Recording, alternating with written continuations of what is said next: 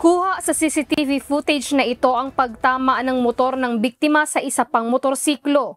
Sumemplang ang motor at tumama sa barikada. Nangyari ang aksidente sa barangay Maliwalo, Tarlac City noong November 23. Maya-maya pa unti-unting naglapitan na ang mga tao para kumustahin ang kalagayan ng rider at siya ay tinulungan. Nagagalaw mo yung mga mo? Oo, sir. Oo, ma'am. Nagagalaw mo, umiga ka namin, mo. Sige, ma'am. Oo, ma'am. Hindi pwede, kailangan siya. Lasing. Ma'am, okay lang po ako. Kaya po ba namin to? Kaya po namin to. Nagtamo ang 19 anyos na lalaki ng gasgas sa iba't ibang bahagi ng katawan. Natanggalan din ito ng ngipin. Kaagad namang inases at nilapatan ng pangunang lunas ang UNTV News and Rescue Team ang sugat ng pasyente. Kasamang rumisponde ang Provincial Disaster Risk Reduction and Management Office Tarlac at Tarlac Police. Matapos malapatan ng first aid, ay dinala ang biktima sa Tarlac Provincial Hospital para sa karagdagang atensyong medikal.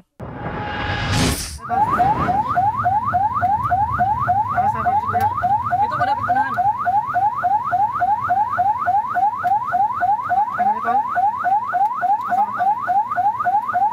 Wala. Sa Davao City, nakahiga ang isang biktima habang nakaupo naman ang isa pa ng madaanan ng UNTV News and Rescue Team sa Diversion Road, Buhangin, Davao City, November 23. Ang dalawa ay nasangkot sa isang aksidente. Nag-abot sila ng duha sa inner lane.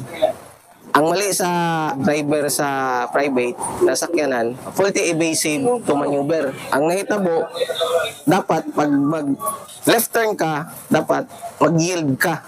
Siguro, sa medyo kusog ang dagan sa motor, naabdan niya ang kaning private. Nag-abot sila. Wala kalikay ang motor, kay bigla lang nigawas ang private na sakyanan. Ang isa, iniinda ang pananakit ng kanyang kanang leeg at binti habang ang isang pasyente naman ay nagtamo ng gasgas at bukol sa noo. Agad namang inassess ng rescue team at nilapatan ng first aid ang mga ito.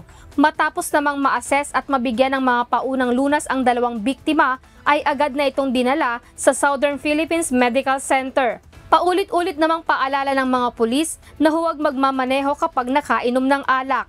Sa mga nangangailangan ng agarang tulong sa panahon ng aksidente o sakuna, makipag-ugnayan po sa UNTV News and Rescue Hotline 8911-UNTV o 8911-8688. Lizel Nael, UNTV News and Rescue. Diyos ang aming sandigan, serbisyo publiko ang aming pinahahalagahan.